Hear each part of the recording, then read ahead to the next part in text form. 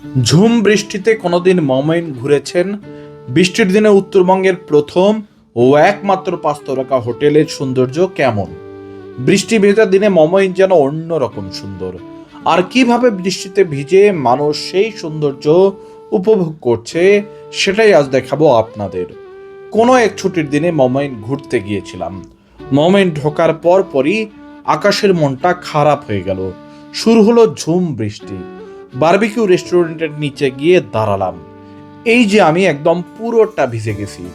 কিছুক্ষণ দাঁড়ানোর পর মনে হলো এখানে না দাঁড়িয়ে একটু ভিজি। শুরু হলো ইচ্ছা মতো ভেজা আর ভিডিও করা।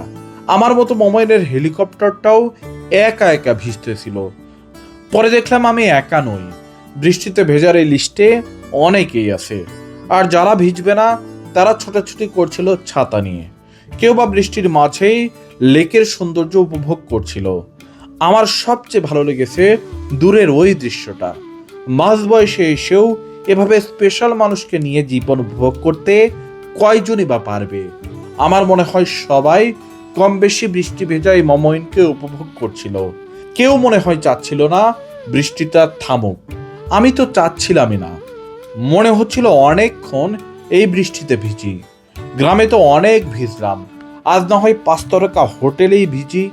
আপনারা কারা কারা বৃষ্টির দিনে মমইন গিয়েছেন কমেন্টে জানাবেন।